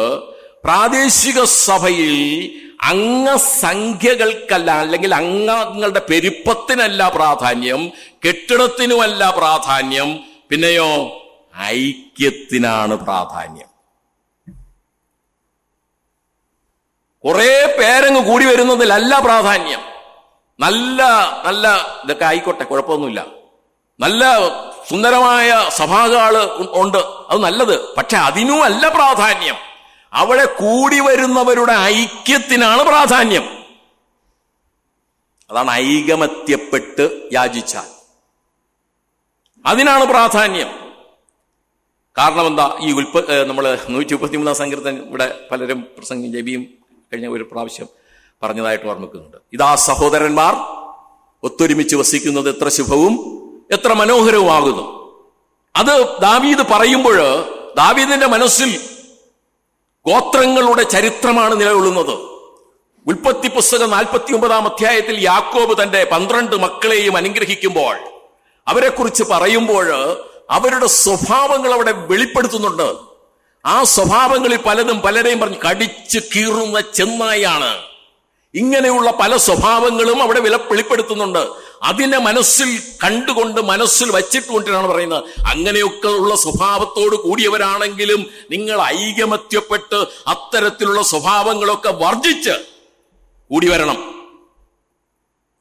അതാണ് ശരിക്കുമുള്ള സ്ഥലം സഭ. അതാണ് ദാവീദ് വിവക്ഷിക്കുന്ന സഹോദരന്മാർ. പൗലോസും അതിന് പ്രാധാന്യം കൊടുത്തിട്ടുണ്ട്. പൗലോസും തന്റെ പല ലേഖനങ്ങളിലും ഇത്തരം ഐക്യത്തിന് വളരെ പ്രാധാന്യം കൊടുത്തിട്ടുണ്ട്. റോമിലുള്ള സഭകൾക്ക് എഴുതുമ്പോൾ, റോമർക്ക് എഴുതിയ ലേഖനം 12 അധ്യായം 16 വാക്യത്തിൽ, തമ്മിൽ ഐകമത്യമുള്ളവരായിരിപ്പിൻ, വലിപ്പം ഭാവിക്കാതെ എളിയവരോട് ചേർന്നുകൊള്ളുവീൻ. വലിപ്പം ഭാവിച്ചു നിന്ന അവിടെ ഐക്യത ഉണ്ടായില്ല. അതുകൊണ്ട് നിങ്ങൾ എന്ത് ചെയ്യണം? എളിയവരോട്, വലിപ്പമായിട്ട് നിൽക്കുന്നവരും ഏറ്റവും ഉന്നതനായാലും അവരെന്ത് ചേരണം? എളിയവരോട് ചേരുമ്പം എന്തില്ല അവിടെ? ഉച്ചനീചത്വമില്ല, ഉയർന്നവൻ താഴ്ന്നവനില്ല, എല്ലാവരും ഒരുപോലെ ആകുന്നു. ഈ എളിയവന് ചിലപ്പോൾ ഉന്നതനാകാൻ പറ്റില്ല, നിന്നോടൊപ്പം കടന്നു വരാൻ പറ്റില്ല, നിന്നോടൊപ്പം ചേരുവാനായിട്ട് ഒരുപക്ഷെ അവന്റെ പല തടസ്സങ്ങളും ഉണ്ടാകും. എന്നാൽ ഉന്നത ഭാവം നമ്മൾ കാണിക്കാതെ എളിയവരോട് ചേരുമ്പോൾ അവിടെ ഐക്യം രൂപം പ്രാപിക്കുകയാണ്. അതാണ് റോമർക്ക് ലേഖനം എഴുതുമ്പോൾ. ഇനി കൊരിന്ത്യയിലെ സഭകളോട് എഴുതുന്നുണ്ട്. 2 കൊരിന്ത്യർ 13:11. തീർച്ചയ്ക്ക്, തമിഴിൽ പറഞ്ഞ കണ്ടിപ്പായിട്ട്, ഇംഗ്ലീഷിൽ ഫൈനലി, ഇതിനപ്പുറം ഒന്നുമില്ല. സഹോദരന്മാരെ സന്തോഷിപ്പിൻ, യഥാസ്ഥാനപ്പെടുവിൻ, ആശ്വസിച്ചുകൊള്ളുവിൻ, ഏക മനസ്സുള്ളവരാകുവിൻ. കൊരിന്ത്യ സഭയ്ക്ക് എഴുതുകയാണ്, ഏക മനസ്സുള്ളവരാകുവിൻ. ഇപ്പൊ കർത്താവ് പ്രാധാന്യം കൊടുത്തു. അപ്പോസ്തല പ്രവർത്തികളിൽ അത് ഇഷ്ടം പോലെ കാണുന്നുണ്ട്. ഏക മനസ്സ്, ഏക ഹൃദയം, ഏക ആത്മാവ്, ഇങ്ങനെയുള്ള ഒരുപാട് പ്രയോഗങ്ങൾ അപ്പോസ്തല പ്രവർത്തികളിൽ ധാരാളമുണ്ട്. അത് കഴിഞ്ഞ് ലേഖനങ്ങളിലേക്ക് കടന്നു വരുമ്പോഴും പൗലോസ് അതിന് പ്രാധാന്യം കൊടുക്കുകയാണ്. എഫെസോസിലെ സഭയ്ക്ക് എഴുതുമ്പോൾ, എഫെസ്യർക്ക് ലേഖനം 4 അധ്യായം 3 വാക്യത്തിൽ, ആത്മാവിന്റെ ഐക്യത സമാധാന ബന്ധത്തിൽ കാപ്പാൻ ശ്രമിക്കുകയും ചെയ്യുവിൻ. ആത്മാവിന്റെ ഐക്യത, ഒരു ഐക്യത ഉണ്ടാകണം. ഇനി ഫിലിപ്പ്യ സഭയോട് പറയുകയാണ്, അതിന്റെ 4 അധ്യായത്തിലാണെന്ന് തോന്നുന്നു, നിങ്ങൾ ഏക മനസ്സുള്ളവരായി, ഏക സ്നേഹം പൂണ്ട്, ഐകമത്യപ്പെട്ട്, ഏകഭാവമുള്ളവരായി എന്റെ സന്തോഷം പൂർണ്ണമാക്കുവിൻ. ഫിലിപ്പ്യ സഭയ്ക്ക് എഴുതുകയാണ്. ഏക മനസ്സ്, ഏക സ്നേഹം, ഐകമത്യപ്പെട്ട്, ഏകഭാവം, ഇങ്ങനെ എന്റെ സന്തോഷം പൂർണ്ണമാക്കുവിൻ. അപ്പോൾ ഇതൊക്കെ കർത്താവ് തുടങ്ങി വെച്ചതാ. നിങ്ങൾ ഐകമത്യപ്പെട്ട് യാചിക്കണം. നിങ്ങൾ എന്റെ നാമത്തിൽ ഐകമത്യപ്പെട്ടുകൂടി വരണം. അതാണ് പ്രാദേശിക സഭ. ഒരു ശരിയായ പ്രാദേശിക സഭ എന്ന ഐകമത്യമില്ലാതെ കൂടി വരുന്നത് പ്രാദേശിക സഭ എന്നുള്ള അതിന്റെ കൺസെപ്റ്റ്, അതിന്റെ ആ ശരിയായിട്ടുള്ള കർത്താവ് വിവക്ഷിച്ച, കർത്താവ് ആഗ്രഹിച്ച അത് ഇല്ലാതെ പോകും. ഇനി ഈ പ്രാദേശിക സഭകളിൽ കർത്താവിന്റെ പ്രബോധനം വെച്ച് ഞാൻ പറയുകയാണ്, ഈ പ്രാദേശിക സഭകളിൽ അച്ചടക്ക നടപടികളുണ്ട്, ഇല്ലെങ്കിൽ ഉണ്ടാകണം. അച്ചടക്ക നടപടികളുണ്ട് പ്രാദേശിക സഭയിൽ. അതാണ് അവിടെ പറയുന്നത്, സഭയെ കൂട്ടാക്കാഞ്ഞാൽ എന്നുള്ള പ്രയോഗം കർത്താവ് അവിടെ നടത്തുന്നത്. അതുപോലെ കർത്താവ് സഭയ്ക്ക് ചില പ്രത്യേകമായ അധികാരങ്ങൾ നൽകിയിട്ടുണ്ട്. കുറ്റവിമുക്തരാക്കുവാനും കുറ്റമുള്ളവനാക്കി നിർത്തുവാനും. എന്ന് പറഞ്ഞാൽ സഭ ഒരു വ്യക്തിയെ വിളിച്ച് അവൻ ശരിക്കും പശ്ചാത്തപിച്ച് അവൻ ആ തെറ്റേറ്റ് പറഞ്ഞ് ഉപേക്ഷിച്ച് കടന്നു വരുമ്പോൾ സഭ അവനെ സ്വീകരിക്കും. അതോടെ കാര്യം സ്വീകരിക്കും, കർത്താവ് സ്വീകരിക്കും. മനസ്സിലാക്കണം. അപ്പൊ സഭയ്ക്ക് അങ്ങനെയുള്ളവരെ സ്വീകരിക്കും. എന്താ? പാപമോചനത്തിനുള്ള അധികാരമല്ല ഞാൻ പറഞ്ഞത്. നിങ്ങൾ സഭയിൽ കെട്ടുന്നത് ഞാനും കെട്ടപ്പെട്ടിരിക്കുക, അഴിക്കപ്പെട്ടിരിക്കുക. അവിടെ പറയുന്നത് പാപമോചനത്തെ കുറിച്ചല്ല. സഭ ഒരു കാര്യത്തെ അംഗീകരിച്ചാൽ, കർത്താവിന്റെ നാമത്തിൽ ഒരു കാര്യത്തെ അംഗീകരിച്ചാൽ, ഒരു വ്യക്തി കർത്താവിൽ ശരണപ്പെട്ട് മാനസാന്തരപ്പെട്ട് പശ്ചാത്തപിച്ച് മുന്നോട്ട് വരുമ്പോൾ കർത്താവ് ക്ഷമിക്കുന്നു. അത് ഒരു കാര്യമാണെങ്കിൽ പോലും സഭയ്ക്കും അവനെ ചേർക്കുവാനായുള്ള അധികാരമുണ്ട്. അത് സഭ ആ ചെയ്യുന്ന നടപടി വചന പ്രകാരമാണ് അത് എടുക്കുന്നതെങ്കിൽ അത് കർത്താവ് അംഗീകരിക്കും എന്നുള്ളതാണ് കർത്താവിന്റെ അവിടുത്തെ പ്രബോധനത്തിൽ നിന്ന് നമുക്ക് മനസ്സിലാക്കുന്നത്. അധികാരങ്ങൾ നൽകിയിട്ടുണ്ട്. ഇനി ഇതിലൊക്കെ ഉപരിയായിട്ട് ഒരു പ്രാദേശിക സഭ അഭിമുഖീകരിക്കുന്ന ഏറ്റവും വലിയ പ്രശ്നം, ആദ്യകാലം മുതൽ തന്നെ ഇന്നും ആധുനിക സഭ, ഞാൻ ഈ ആധുനിക സഭകൾ എങ്ങനെ ആയിരിക്കണം എന്ന് പഴയ നൂറ്റാണ്ടിലെ ആദിമ നൂറ്റാണ്ടിലെ സഭയെ നോക്കി നമ്മൾ മാറ്റങ്ങൾ വരുത്തണം എന്നുള്ളതാണ് എൻ്റെ വിഷയം. അപ്പോൾ ഇന്ന് ആധുനിക സഭകൾ അഭിമുഖീകരിച്ചു കൊണ്ടിരിക്കുന്ന ഏറ്റവും വലിയ പ്രശ്നം എന്താ സഹോദര? എന്താണ് കാർത്തിക സഹോദര? ആരുടെങ്കിലും മനസ്സിൽ വരുന്നുണ്ടോ? ഇന്നത്തെ സ്ഥലം സഭകൾ അഭിമുഖീകരിച്ചുകൊണ്ടിരിക്കുന്ന ഏറ്റവും വലിയ പ്രശ്നം സഹോദരി സഹോദരന്മാർ തമ്മിലുണ്ടാകുന്ന അഭിപ്രായ ഭിന്നത പ്രശ്നങ്ങൾ. ഇത് തന്നെയാണ് ഏറ്റവും വലിയ പ്രശ്നം. എത്ര തീർത്താലും തീരില്ല. കർത്താവ് പറഞ്ഞ് പത്രോസ് ചോദിച്ച് എത്ര വട്ടം? 7 വട്ടം ക്ഷമിച്ചാൽ മതിയോ? അല്ല, 70 വട്ടം എന്ന് പറഞ്ഞാൽ 70 വട്ടം ഉണ്ടായി അത് പരിഹരിച്ചു പോയാലും ഇന്നും നിൽക്കുക. ലോകസമാധാനം വരുത്താനായിട്ട് UN-നെയും ഐക്യരാഷ്ട്ര സംഘടനയൊക്കെ കിണഞ്ഞു ശ്രമിക്കുന്നുണ്ട്. എന്നിട്ടും ലോകസമാധാനം കൈവരുത്താനായിട്ട് പറ്റുന്നില്ല. അതുപോലെ തന്നെ ഒരു കൊച്ചു സഭയിൽ ഇന്നത്തെ സ്ഥലം സഭകൾ, ഞാൻ ഇവിടെ തിരുമല സഭയെ കുറിച്ച് പറയുന്നതായിട്ട് നിങ്ങൾ ആരും ചിന്തിക്കണ്ട. ഇന്നത്തെ ധാരാളം സഭകൾ, തിരുവനന്തപുരത്തെ പല സ്ഥലം സഭകളുമായിട്ട് എനിക്കിന്ന് വളരെ ഹാർദവമായ ബന്ധമുണ്ട്. അവിടെയൊക്കെ കാണുന്ന പ്രശ്നം സഹോദരന്മാർ തമ്മിലുള്ള പ്രശ്നം. അത് എത്ര തീർത്താലും തീരുന്നില്ല. ഇതിന്ന് സ്ഥലം സഭകളെ വളരെ ബാധിച്ചുകൊണ്ടിരിക്കുന്ന ഒരു വലിയ പ്രശ്നമായിട്ട് ഇരിക്കുകയാണ്. ഉണ്ടായിരുന്നു 1-ാം നൂറ്റാണ്ട്. ഞാൻ അത് യെരുശലേമിന്റെ കാര്യം പറഞ്ഞല്ലോ. കൊരിന്ത്യയിലെ കാര്യം അതിൽ വഷളാണ്, അതിനേക്കാൾ വഷളാണ്. അതുകൊണ്ടാണ് പറഞ്ഞത്, ഇതിൽ ഞാൻ നിങ്ങളെ പ്രശംസിപ്പാനായിട്ട് ആഗ്രഹിക്കുന്നില്ല, പുകഴ്ത്തുവാൻ ആഗ്രഹിക്കുന്നില്ല. നിങ്ങൾ കൂടി വരുന്നത് നന്മയ്ക്കല്ല തിന്മയ്ക്കത്രേ. ശാസിക്കുന്നു, തർജ്ജനം ചെയ്യുന്നു കൊരിന്ത്യ സഭയെ. ഗലാത്യ സഭ അവിടെ ഉണ്ടായിരുന്നു പരിച്ഛേദനക്കാരും അല്ലാത്തവരും തമ്മിലുള്ള പ്രശ്നവും യഹൂദന്മാരും യവനന്മാരുമായിട്ടുള്ള ഭക്ഷണത്തിന്റെ പ്രശ്നം ഗലാത്യ സഭയിലുണ്ടായിരുന്നു. അങ്ങനെയുള്ള പ്രശ്നങ്ങളൊക്കെ ഉണ്ട്. സഹോദരന്മാർ തമ്മിലുള്ള പ്രശ്നം അന്നുമുണ്ട്. അതാണ് ഞാൻ പറഞ്ഞത്, ഇന്നത്തെ സ്ഥലം സഭകളും അഭിമുഖീകരിക്കുന്ന ഏറ്റവും വലിയൊരു പ്രശ്നം സഹോദരന്മാർ തമ്മിലുള്ള പ്രശ്നങ്ങൾ, സഹോദരന്മാർ തമ്മിലുള്ള പ്രശ്നങ്ങൾ തന്നെയാണ്. അത് നമ്മൾ പ്രത്യേകമായിട്ട് മനസ്സിലാക്കിയിരിക്കണം. അത് എങ്ങനെ തീർക്കാമെന്നുള്ളത് അവരവർ തന്നെ ചിന്തിച്ചാൽ മതി. ഒരു വാക്യം കൂടെ വായിച്ച അടുത്ത ഭാഗത്തിലേക്ക് ഞാൻ കടന്നു പോകട്ടെ. തിമത്യോസിന്റെ 1-ാമത്തെ ലേഖനം 3-ാമത്തെ അധ്യായം 15-ാമത്തെ വാക്യം. തിമത്യോസിന്റെ 1-ാമത്തെ ലേഖനം 3-ാമത്തെ അധ്യായം അതിന്റെ 15-ാമത്തെ വാക്യം. താമസിച്ചു പോയാലോ സത്യത്തിന്റെ തൂണും അടിസ്ഥാനവുമായി ജീവനുള്ള ദൈവത്തിന്റെ സഭയാകുന്ന ദൈവാലയത്തിൽ നടക്കേണ്ടത് എങ്ങനെയെന്ന് നീ അറിയേണ്ടതിന് ഇത് എഴുതുന്നു. യെസ്, ഇവിടെ തിമോഥെയോസിന് പൗലോസ് എഴുതുമ്പോൾ സഭയെക്കുറിച്ച് പറഞ്ഞ് എഴുതുകയാണ്. In the house of God, church of the living God, pillar and ground of the truth. അപ്പോൾ സഭകൾ, പ്രാദേശിക സഭകൾ എന്ന് പറയുന്നത് ജീവനുള്ള ദൈവത്തിന്റെ സഭയാ. അത് നമ്മൾ മനസ്സിലാക്കിയിരിക്കണം. ജീവനുള്ള ദൈവത്തിന്റെ സഭ, സത്യത്തിന്റെ തൂണ് അടിസ്ഥാനം ജീവനുള്ള ദൈവത്തിന്റെ സഭ. മറ്റൊരു കാര്യം, ദൈവത്തിന്റെ ഭവനം എന്നവിടെ പറയുന്നുണ്ട്. ദൈവത്തിന്റെ ഭവനം. ഈ ഭവനത്തില്, ഈ സ്ഥലം സഭയാകുന്ന ഭവനത്തിൽ തന്നെ എല്ലാ തരത്തിൽപ്പെട്ടവരുമുണ്ട്. നമ്മൾ യോഹന്നാന്റെ ലേഖനത്തിൽ അങ്ങനെ നമ്മൾ വായിക്കുമ്പോൾ കുഞ്ഞുങ്ങളുണ്ട്, ബാല്യക്കാരുണ്ട്, പിതാക്കന്മാരുണ്ട്. തീത്തോസിന്റെ ലേഖനത്തിൽ നമ്മൾ പഠിച്ചല്ലോ, വൃദ്ധന്മാരുണ്ട്, യൗവനക്കാരുണ്ട്, ഇങ്ങനെയുള്ള എല്ലാം, വിവാഹം കഴിയാത്തവരുണ്ട്, വിധവമാരുണ്ട്, കന്യകമാരുണ്ട്. ഇവരെല്ലാം ഉൾപ്പെടുന്ന ഒരു ദൈവ കുടുംബം, ദൈവസഭ എന്ന് പറയുന്നത് ഒരു ഭവനമാണ്, ദൈവത്തിന്റെ ഭവനമാണ്. അത് നമ്മൾ മനസ്സിലാക്കണം. നാം ഒരു ഭവനക്കാരാണ്, ദൈവത്തിന്റെ ഭവനമാണ്. ദൈവത്തിന്റെ സഭ എന്ന് മാത്രമല്ല, നമ്മൾ ദൈവത്തിന്റെ ഭവനമാണ്. ഇവരെല്ലാം, ഈ പറഞ്ഞ എല്ലാവരും ചേർന്ന് വരുന്നുണ്ട് ഈ ഭവനത്തിൽ. ഇനി ഈ സഭയെക്കുറിച്ച് പറഞ്ഞിരിക്കുന്നത് സത്യത്തിന്റെ തൂണും അടിസ്ഥാനവുമാണ് സഭ. സഭാവിശ്വാസികളെ നമ്മൾ അതുപോലെ സൂക്ഷിക്കണം.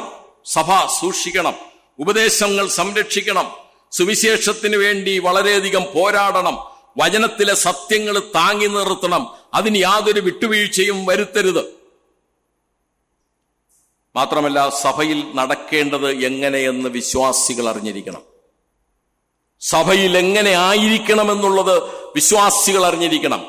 ഒരു സഭ വിശ്വാസികളിൽ നിന്നും പ്രതീക്ഷിക്കുന്ന പല കാര്യങ്ങളുമുണ്ട്. ഒരു സഭയിൽ നിന്നും വിശ്വാസികൾക്ക് ലഭിക്കേണ്ട പല കാര്യങ്ങളുമുണ്ട്. അപ്പോൾ എങ്ങനെ നടക്കണം എന്നുള്ളത് അതെല്ലാവരും അറിയണം. മൂപ്പന്മാരും അറിയണം, ശുശ്രൂഷകന്മാരും അറിയണം, സുവിശേഷകന്മാരും അറിയണം.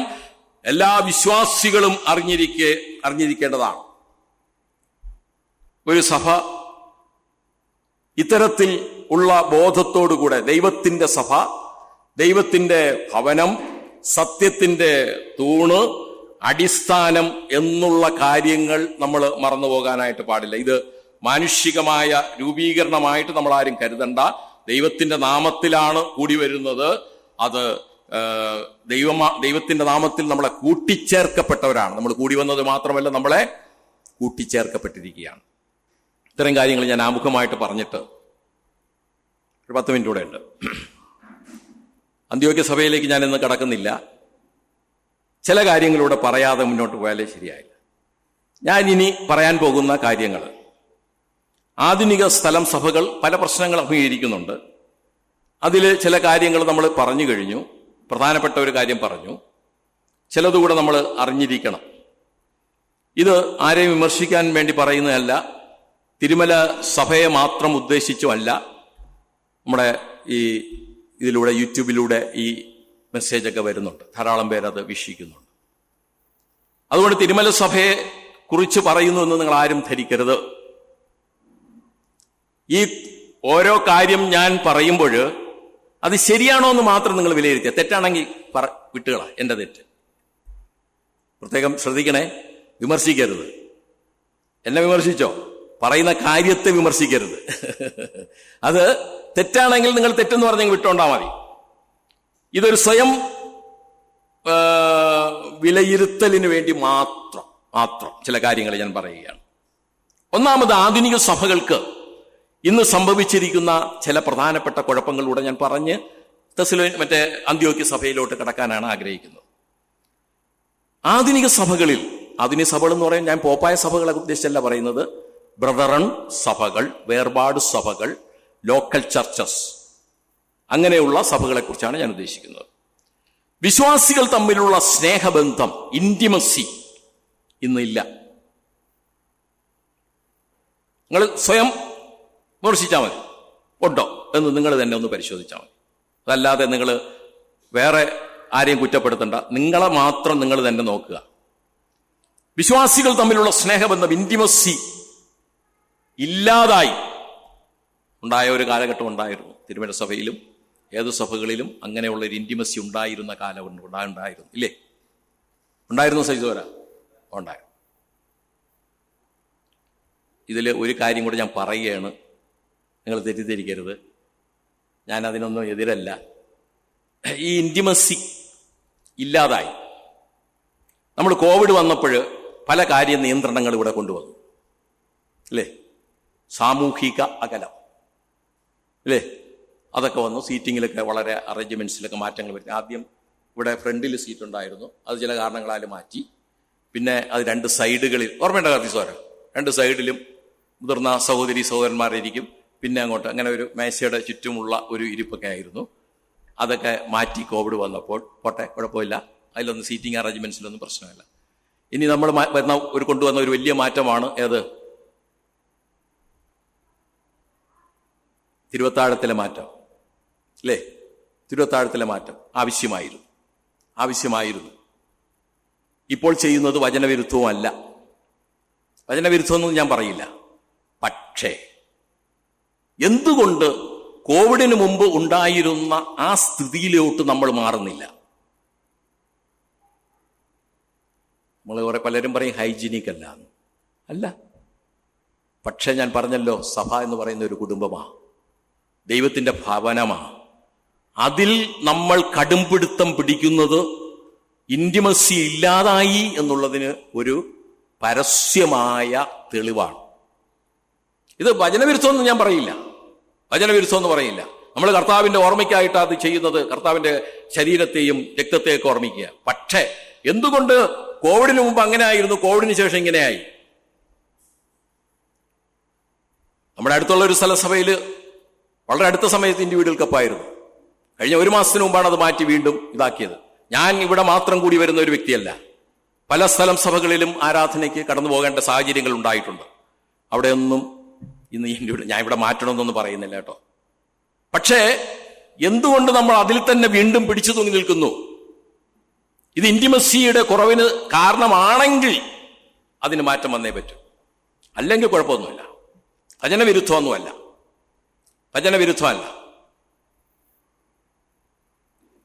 ഇനി മറ്റൊരു കാര്യം ഞാൻ പറയുന്നത് നിങ്ങൾ ക്ഷമിക്കരുത്, ഇതൊക്കെ നിങ്ങൾക്ക് വിഷമമുണ്ടാകുന്ന കാര്യങ്ങളാണ്. എന്നാലും ഈ കാലയളവിൽ പറയണമെന്നുള്ള ഒരു വ്യഗ്രത കൊണ്ട് ഞാൻ പറഞ്ഞു പോകുന്നതാണ്. ഈ വചനം സംസാരിക്കുന്നവർ, പ്രബോധിപ്പിക്കുന്നവർ, ഞാൻ ഉൾപ്പെടുത്തുകയാണ്, സഭയുമായിട്ട് അവർക്ക് യാതൊരു അക്കൗണ്ടബിലിറ്റിയും ഇല്ല.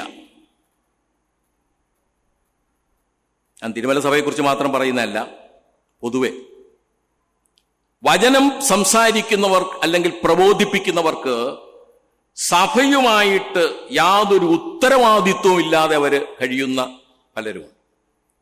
എന്താ, പ്രബോധനങ്ങളും വചന പഠന ക്ലാസ്സുകളുമൊക്കെ അവരുടെ കഴിവുകളെ പ്രകടിപ്പിക്കുന്ന വേദികളായിട്ട് മാറാറുണ്ട്. അതല്ല, ഇതൊക്കെ ഞാൻ പറയുന്നത് അന്ത്യോക്യ സഭയെക്കുറിച്ച് പഠിക്കുമ്പോൾ നമ്മൾ കുറച്ചുകൂടെ അത് മനസ്സിലാക്കും. അങ്ങനെയല്ല പ്രബോധനം എന്ന് പറയുന്നതും വചന പഠനം എന്ന് പറയുന്നതും നമ്മുടെ കഴിവുകളെ പ്രകടിപ്പിക്കുന്നതിനുള്ള വേദികളായി മാറ്റാനല്ല, മറ്റുള്ളവരുടെ വളർച്ചയ്ക്ക്, ആത്മീകമായ വളർച്ചയ്ക്കും പ്രബോധനത്തിനിടയാകണം. മാത്രവുമല്ല, ശരിയായ ഉപദേശത്തെക്കുറിച്ചുള്ള വ്യക്തമായ അറിവ് ഇന്ന് വിശ്വാസികൾക്ക് ഇല്ല. പല കാര്യങ്ങളും ശരിയായിട്ട് അറിയില്ല സഭാവിശ്വാസികൾക്ക്. ഏത് പ്രസംഗം കേട്ടാൽ ഓ കൊള്ളാം, ദുരുപദേശം പറഞ്ഞാലും ആ ശരിയാ. ബെരോബയിലെ വിശ്വാസികളെ പോലെ അത് പരിശോധിക്കുന്നില്ല. അതുപോരാ, ശരിയായ വ്യക്തമായ വചനപരിജ്ഞാനം സ്വയമായും നേടാനായിട്ട് ഉണ്ടാകണം. സഭയിലെ വിശ്വാസികൾ ജഡീകന്മാരായി തന്നെ സഭയിൽ നിലകൊള്ളുന്നു. ആത്മീകമായി മാറ്റങ്ങൾ സംഭവിക്കുന്നില്ല, ജഡീക അവസ്ഥയിൽ തന്നെ തുടരുന്നു. ഇതൊക്കെ ആധുനിക സഭയുടെ പ്രശ്നങ്ങളാണ്. പക്ഷഭേദങ്ങളും കക്ഷിഭേദങ്ങളും മൂലം സഭകളിൽ ഗ്രൂപ്പിസം നിലനിൽക്കുന്നു. ഇവിടെ ഇല്ലായിരിക്കും. സഭകളിൽ ഗ്രൂപ്പിസം നിലനിൽക്കുന്നു. ഇതൊക്കെ നിങ്ങൾ സ്വയം ചിന്തന ചെയ്താൽ മതി. തെറ്റ് ഞാൻ പറയണത് വെറും ഫോഷ്കാണെങ്കിൽ തള്ളിക്കളഞ്ഞോ, കുഴപ്പമൊന്നുമില്ല. ഗ്രൂപ്പിസം നിലനിൽക്കുന്നു. ഇനി സഭകൾ വ്യക്തികളുടെ പേരിൽ ഉയർത്തപ്പെടുന്നു. ഇവിടെ അല്ല, പല സ്ഥലങ്ങളിലും വ്യക്തികളുടെ പേരിൽ സഭകളെ ഉയർത്തപ്പെടുന്നു. സ്ഥലം സഭയുടെ പേരിലല്ല, വ്യക്തികളുടെ പേരിൽ. മാനുഷിക പ്രശംസ വർദ്ധിക്കുന്നു. അതുകൊണ്ട് മനുഷ്യന് ബഹുമാനം കൊടുക്കുന്നു. ദൈവത്തിന്റെ ബഹുമാനം, മഹത്വം ഇല്ലാതാകുന്നു.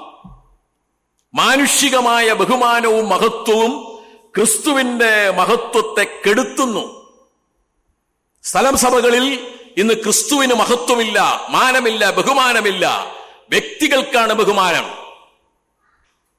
അത് ആധുനിക സഭകൾ അഭിമുഖീകരിക്കുന്ന മറ്റൊരു പ്രശ്നമാണ്. മാനുഷിക മഹത്വം ക്രിസ്തുവിന്റെ മഹത്വത്തെ കെടുത്തിക്കളയും. അത് നമ്മൾ സൂക്ഷിക്കേണ്ടതാണ്. ക്രിസ്തുവിന് കൊടുക്കേണ്ട മഹത്വം നൽകാതെ സഭയെ തുച്ഛീകരിക്കുകയാണ് ചെയ്യുന്നത്. കെട്ടിടത്തിന് പ്രാധാന്യം, പാട്ടിന് പ്രാധാന്യം, കലാപരിപാടികൾക്ക് പ്രാധാന്യം. ദൈവത്തിന് യാതൊരു പ്രാധാന്യവും അവിടെ ഇല്ല. പാട്ട് വേണം, സഭാകൾ വേണം, പ്രോഗ്രാംസുകൾ വേണം. അതിനല്ല പ്രാധാന്യം. ദൈവത്തിന്, അത് മുഖാന്തരം ദൈവത്തിന്റെ നാമം മഹത്വപ്പെടണം. അത്തരം കുറവുകൾ ഉണ്ടെങ്കിൽ അത് നികത്തേണ്ടത് ആവശ്യമാണ്. മറ്റൊരു കാര്യം, മൂപ്പന്മാർ, ശുശ്രൂഷകന്മാർ ഇവരൊക്കെ സഭയുടെ മുതലാളിമാരെ പോലെ പെരുമാറുന്നവരുണ്ട്.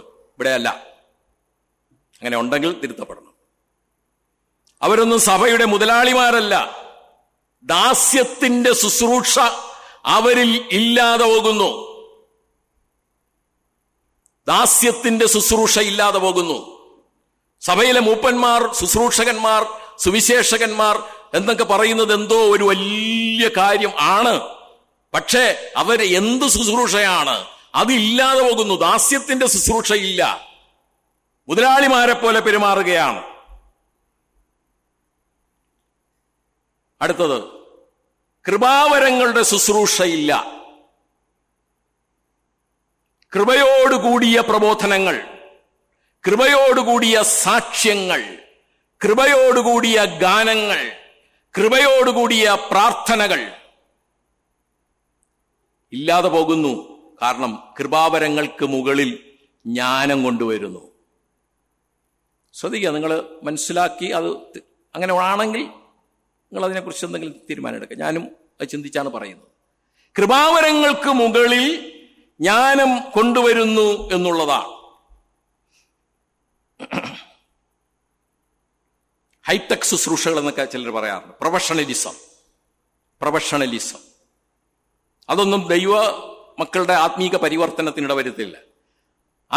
ഇങ്ങനെയുള്ളതിന്റെ അതിപ്രസരതകൾ അതൊക്കെ ആവിക്കുക, കുറച്ചൊക്കെ ആകാം.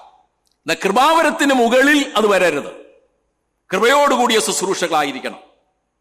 ഇന്നെന്താ ഞാനത് പറയാനുള്ള, ഇന്ന് പാട്ട് പാടുന്നുണ്ട്. ഒന്ന് കൈയടിച്ച് പാടാൻ എത്രവർക്ക് മനസ്സുണ്ട്? കൈയടിച്ച് പാടാൻ എത്രവർക്ക് മനസ്സുണ്ട്? ഒന്ന് സ്തോത്രം ചെയ്യുവാൻ ആര് വാ തുറക്കും? ഒരു ഹല്ലേലൂയ പറയുവാൻ എന്തിന് വേറെ കൂടുതൽ പറയുന്നത്? പ്രാർത്ഥിച്ചു കഴിയുമ്പോൾ നമുക്ക് കുറച്ചൊരു ആമേനെങ്കിലും പറയുന്നുണ്ടോ? ഇതൊക്കെ നമ്മൾ പരിശോധിക്കണം. ഈ മൂപ്പന്മാരെ കുറിച്ച് ഞാൻ ഒരു കാര്യം പറഞ്ഞു, നിങ്ങൾ ക്ഷമിക്കണം. അവര് മുതലാളിമാരെ പോലെ പെരുമാറുന്നുണ്ട്. അവർ യഥാർത്ഥ ഒരു പൊസിഷൻ അവർക്കുണ്ട്. ഈ മൂപ്പന്മാരെന്നുള്ളതിന് 3 പ്രയോഗങ്ങളാണുള്ളത്. ജയ്സനൊക്കെ അതറിയാം. പ്രസ്ബ്യൂട്ടേരോസ് അല്ലേ, പ്രസ്ബൈറ്റർ, അതാണ് എൽഡർ എന്നുള്ളതിനുള്ള മൂലപദം. എൽഡർ എന്നുള്ള പദം എന്തിനെ കാണിക്കുന്നതാ? പ്രായത്തെയും പക്വതയും കാണിക്കുന്നതാണ്. അല്ല ചുമ്മാ വചനത്തിലെടുത്ത് ഉപയോഗിച്ചിരിക്കുന്ന വാക്കുകളൊന്നുമല്ല. പ്രായത്തെയും പക്വതയും കാണിക്കുന്നതാണ് എൽഡർ എന്നുള്ള പദം. അതുപോലെ അധ്യക്ഷൻ, എപ്പിസ്കോപ്പസ്, ഓവർസിയർ, അതെന്തിനെ കാണിക്കുന്നതാണ്? അധ്യക്ഷൻ, അത് പൊസിഷനെ കാണിക്കുന്നതാണ്. പൊസിഷൻ ഉണ്ട് അവർക്ക്, പൊസിഷനെ കാണിക്കുന്നതാണ്. നീ അധ്യക്ഷ സ്ഥാനം കാക്ഷിക്കുന്നുവെങ്കിൽ നല്ല വില ആഗ്രഹിക്കുന്നു, പൊസിഷനെ കാണിക്കുന്നതാണ്. അതുപോലെ അടുത്ത പാസ്റ്റർ, പൊയ്മീൻ, ഇടയൻ, അത് ശുശ്രൂഷയെ കാണിക്കുന്നതാണ്. അപ്പോൾ ഒരു സഭയിലെ മൂപ്പൻ എന്ന് പറയുമ്പോൾ ഈ 3 കാര്യങ്ങളുണ്ട്. പ്രായം, പക്വത, സ്ഥാനമുണ്ട്. അതേസമയം ശുശ്രൂഷ ഇടയ ശുശ്രൂഷയാണ്. അത് നമ്മൾ മനസ്സിലാക്കിയിരിക്കുക. ഇനി ഈ ആത്മീകമായ സമയം കഴിഞ്ഞു പോകുന്നു. ആത്മീകമായ പരിശുദ്ധാത്മ നിയന്ത്രണവും പരിശുദ്ധാത്മാവ് നിറവിലുമുള്ള ശുശ്രൂഷകൾ ഇന്ന് വളരെ കുറവാണ്. ഞാൻ അതിനൊരു പച്ച മലയാളം പറയാറുണ്ട്, പഠിച്ച ജഡങ്ങൾ ശുശ്രൂഷകൾ കൈയടക്കുന്നു. മാത്രമല്ല, നല്ലൊരു വിഭാഗം വിശ്വാസികളും സഭാ ശുശ്രൂഷകളിൽ നിന്ന് അകന്നു നിൽക്കുന്നു. ശരിയാണോ എന്ന് പരിശോധിക്കുക. നല്ലൊരു വിഭാഗം വിശ്വാസികളും സഭാ ശുശ്രൂഷകളിൽ നിന്ന് അകന്നു നിൽക്കുന്നു. സൈസുകാരനൊരു മെസ്സേജിലൂടെ പറഞ്ഞല്ലോ, വന്നോണം, ഇരുന്നോണം, കേട്ടോണം, ഇട്ടോണം, വയ്ക്കോണം. ഇതാണെന്ന് പല വിശ്വാസികളും. ഒന്ന് സ്തോത്രം ചെയ്യാൻ, ഒരു ഭാഗം വായിക്കുവാൻ ഒന്നും ആർക്കും ഒരു താല്പര്യമില്ല. സഭാ ശുശ്രൂഷകളൊന്നും അവരുടെ ബാധകമേ അല്ല. എന്തിനാ കൂടുതൽ പറയുന്നത്? ഒന്ന് സഭായോഗം കഴിഞ്ഞ് പരസ്പരം ഹസ്തദാനം ചെയ്യാൻ. ആദ്യ കാലങ്ങളിലൊക്കെ അത് വളരെ വളരെ ഉണ്ടായിരുന്നു. ഒന്ന് ഹസ്തദാനം, വേറെ ഞാനും ഒന്ന് പുഞ്ചിരിക്കാൻ, പരസ്പരം കണ്ടൊന്ന് ചിരിച്ചെങ്കിലും പോകാനായിട്ട് പറ്റുന്നുണ്ടോ? അപ്പം അവര് സഭാ ശുശ്രൂഷകളിൽ നിന്ന് അകന്നു നിൽക്കുന്നു. സഭകളിൽ സുവിശേഷകന്മാർ എഴുന്നേൽക്കുന്നില്ല. മിഷണറി ആക്ടിവിറ്റീസ് ഇല്ലാതാകുന്നു. സഭകളിൽ നിന്ന് സുവിശേഷകന്മാരുണ്ടാകണം, മിഷണറി പ്രവർത്തനങ്ങൾ ഉണ്ടാകണം. അതൊക്കെ ഇല്ലാതാകുന്നു. സഭയ്ക്കുള്ളിൽ കർത്താവിനുള്ള സ്ഥാനം തന്നെ ഇല്ലാതാകുന്നു. കടത്തി പറയുന്നു എന്ന് വിചാരിക്കരുത്. അങ്ങനെയുള്ള സഭകൾ ആദ്യ നൂറ്റാണ്ടിലുണ്ടായിരുന്നു. ലവലോക്യ സഭ അല്ലേ? ആ സഭയുടെ പറയുമ്പോൾ, ഞാൻ വാതിൽക്കൽ നിന്ന് മുട്ടുന്നു, ഞാൻ വാതിലിന് പുറത്താ, നിങ്ങളെല്ലാം എന്റെ കാര്യങ്ങളെല്ലാം നിങ്ങൾ കൈയടക്കി വെച്ചിരിക്കുക, എനിക്ക് ആ സഭയോട് അകത്തോട്ട് കയറുവാനായിട്ട് മനസ്സില്ല, അല്ലെങ്കിൽ സമ്മതിക്കുന്നില്ല നിങ്ങൾ. സഭാവിശ്വാസികൾ പൊതുവെ അടുത്ത് ഉള്ള ഒരു കുഴപ്പം ഇന്ന് കാണുന്നത്, വചനത്തിലെ അല്ലെങ്കിൽ പുതിയ നിയമ ഉപദേശത്തിലെ താക്കോൽ വാക്കുകൾ, പല പ്രധാനപ്പെട്ട വാക്കുകളുണ്ട്, അതിൻ്റെ ശരിയായ അർത്ഥം പോലും ഇന്ന് പല സഭാവിശ്വാസികൾക്കും, നിങ്ങളിതെല്ലാം കുറ്റപ്പെടുത്തുകയാണ് ഞാൻ, പക്ഷെ കുറ്റപ്പെടുത്തുന്നതല്ല, ചില കാര്യങ്ങൾ പറയുന്നു സ്വയംവിമർശനത്തിന് വേണ്ടി മാത്രം. ചില പ്രധാനപ്പെട്ട വാക്കുകൾ ശരിയായി മനസ്സിലാക്കിയിരിക്കേണ്ട വാക്കുകൾ പോലും ശരിയായിട്ട് മനസ്സിലാക്കിയിട്ടില്ല. പ്രത്യാശ എന്താണെന്ന് പലർക്കും അറിയില്ല. ചിലർ പഠിക്കുന്ന പ്രത്യാശ എന്ന് പറയുന്ന പ്രതീക്ഷയാ. ഈ പ്രാവശ്യം തോറ്റു, ഒരു പരീക്ഷ എഴുതി തോറ്റു, അവർ അടുത്ത പ്രാവശ്യം ജയിക്കാം, ഇത് പ്രതീക്ഷ. പക്ഷെ അതല്ല നമ്മുടെ പ്രത്യാശ, ഭംഗമില്ലാത്തതാണ് ആ പ്രത്യാശ. അതുപോലെ വിശ്വാസം, എന്തിലാ വിശ്വാസം? എല്ലാ വിശ്വാസങ്ങളും ഭൗതികതയിൽ ഊന്നിയാ വിശ്വസിക്കുന്നേ. ഭൗതികതയിൽ ഊന്നിയുള്ള വിശ്വാസം, കാണാത്ത കാര്യങ്ങളെക്കുറിച്ചുള്ള വിശ്വാസം ഇന്ന് വളരെ കുറഞ്ഞിരിക്കുക. യഥാർത്ഥ വിശ്വാസം ഇല്ല എന്ന് പറയുന്നതിനുള്ള കാരണം അതാണ്. ആത്മീക വിഷയങ്ങളെക്കുറിച്ചുള്ള നിശ്ചയങ്ങൾ ഇല്ല. ഭൗതിക വാഗ്ദാനങ്ങളിൽ പിടിച്ചുള്ള വിശ്വാസമായിരുന്നു പല വിശ്വാസങ്ങളും. ഭൗതികമായ വാഗ്ദാനങ്ങളിൽ പിടിച്ചുള്ള വിശ്വാസം. ഇനി സ്നേഹം, അതിനെക്കുറിച്ചും ശരിക്കും അറിയില്ല, എന്താ സ്നേഹമെന്ന് പോലും. ദൈവസ്നേഹത്തിന്റെ മഹാത്മ്യം മനസ്സിലാക്കുന്നില്ല. മാനുഷിക സ്നേഹം എന്ന് പറയുന്നത് വ്യവസ്ഥാപിതം, കണ്ടീഷണലാകുന്നു. എന്നെ സ്നേഹിച്ചാൽ ഞാനും സ്നേഹിക്കും എന്നുള്ള ആ ഒരു ക്രൈറ്റീരിയയിലേക്ക് പോകുന്നു. മാത്രമല്ല, മാനുഷിക ചിന്തകളാൽ വലഞ്ഞു പോകുന്ന വിശ്വാസ ജീവിതം. ക്രിസ്തീയ ജീവിതം എന്ന് പറയുന്നത് മാനുഷിക ചിന്തകൾ കൊണ്ട് നിറഞ്ഞിരിക്കുകയാണ്. വിശ്വാസ ജീവിതത്തിന് വഴിമാറുകയാണ്. ഭൗതികതകളെക്കുറിച്ചുള്ള ആവലാതി നിമിത്തം ദൈവീക പ്രമാണങ്ങളിൽ നിന്നും വിശ്വാസികൾ വിട്ടുപോകുന്നു. മൂപ്പന്മാരുടെ നിയോഗങ്ങൾ പലതും മാനുഷികമായി മാറുന്നു. പരിശുദ്ധാത്മാവിന്റെ നടത്തിപ്പിനും പരിശുദ്ധാത്മാവിന്റെ പ്രേരണയ്ക്കും സ്ഥാനം കൊടുക്കുന്നില്ല. ഇവിടുത്തെ കാര്യമല്ല, പല സഭകളിൽ മാനുഷിക നിഗമനങ്ങളായിട്ട് മാറുന്നു. മൂപ്പന്മാരുടെ നിയോഗങ്ങൾക്കായിട്ട് പ്രാർത്ഥിക്കുന്നില്ല, ജാഗരിക്കുന്നില്ല, കാത്തിരിക്കുന്നില്ല. മൂപ്പൻ സ്ഥാനത്ത് തുടരുന്നത് കൊണ്ട് ഒരു പ്രയോജനവും ഇല്ലാന്ന് തുടങ്ങിയാൽ സ്ഥാനമോഹികളായവർ അതിൽ തന്നെ കടിച്ചു തൂങ്ങിക്കിടക്കുന്നു. മൂപ്പന്മാരും സഭാവിശ്വാസികളും തമ്മിലുള്ള ബന്ധം സുതാര്യമാകുന്നില്ല. എന്ന് പറഞ്ഞാൽ എന്താ മനസ്സിലാക്കേണ്ടത്? മൂപ്പന്മാർ വിശ്വാസികളിൽ നിന്നും വേറിട്ട് നിന്ന് പെരുമാറുന്നു. സമുദായങ്ങളിലെ പാസ്റ്റർമാരെ പോലെ എന്ന് ഞാൻ പറയും. അവർക്കൊരു വിശ്വാസികളുമായിട്ടുള്ള അടുപ്പമൊന്നുമില്ല. അങ്ങനെയല്ല. മാത്രമല്ല, ആത്മനിയോഗം ലഭിക്കുന്നവർ തിരിച്ചറിഞ്ഞ് മൂപ്പന്മാരാകാൻ മുന്നോട്ട് വരുന്നില്ല. നിലനിൽക്കുന്ന സംവിധാനങ്ങൾ തടസ്സം സൃഷ്ടിക്കുന്നു. ഇതൊക്കെ പല സഭകളും അംഗീകരിക്കുന്നതാണ്. സഭാവിശ്വാസികൾ ഞായറാഴ്ചകളിലെ യോഗം കൊണ്ട് മാത്രം സംതൃപ്തി നേടുന്നു എന്ന് പറഞ്ഞാൽ അതിൽ മാത്രം തൃപ്തിപ്പെട്ട് ജീവിക്കുന്ന വിശ്വാസികൾ മറ്റു സഭായോഗങ്ങളെയൊക്കെ ഉപേക്ഷിക്കുന്നു. ഉപദേശ വിഷയങ്ങൾ പഠിപ്പിക്കുന്നവരുടെ എണ്ണം കുറയുന്നു. കേൾക്കാനൊട്ട് താല്പര്യവുമില്ല ജനങ്ങൾക്ക്. കാരണം എന്താ? തോന്നിയതുപോലെ ജീവിക്കാമല്ലോ. ഞാനൊരു 10-20 കാര്യങ്ങൾ പറഞ്ഞു. സമയം കടന്നു, നിർത്തുകയാണ്. ഈ പറഞ്ഞ കാര്യങ്ങൾ ഞാൻ പറഞ്ഞത് വളരെ വെറും മോശപ്പെട്ട കാര്യങ്ങളാണെങ്കിൽ നിങ്ങളത് ആ അവജ്ഞയോടെ തള്ളിക്കളയാൻ നിങ്ങൾക്ക് സ്വാതന്ത്ര്യമുണ്ട്. അല്ല, ഇത് റെക്കോർഡ് ചെയ്യുന്നുണ്ട്, ഒന്നുകൂടെ കേട്ട് ഇതെന്തെങ്കിലുമൊക്കെ ശരിയുണ്ടോ, നമ്മിൽ എന്തെങ്കിലുമൊക്കെ മാറ്റങ്ങൾ വരുത്തേണ്ട ആവശ്യമുണ്ടോ എന്ന് വിചിന്തനം ചെയ്ത് വ്യക്തിപരമായി മാറ്റങ്ങൾ വരുത്തേണ്ട കാര്യങ്ങളിൽ മാറ്റങ്ങൾ വന്നാൽ, ഇത് പ്രധാനമായിട്ടും ഇന്നത്തെ ആധുനിക സഭയിലെ ഇന്നത്തെ തലമുറകളിൽപ്പെട്ടവർക്ക് അറിഞ്ഞിരിക്കേണ്ട, അത് മാറ്റം വരുത്തേണ്ട കാര്യങ്ങളിൽ മാറ്റം വരുത്തേണ്ട കാര്യങ്ങളാണ്. അത് ദൈവം നമ്മെ സഹായിക്കട്ടെ. ദൈവത്തിൻ്റെ അതിവിശുദ്ധ നാമം ഇന്ന് വന്നേക്കും വാഴ്ത്തപ്പെടുമാറാകട്ടെ.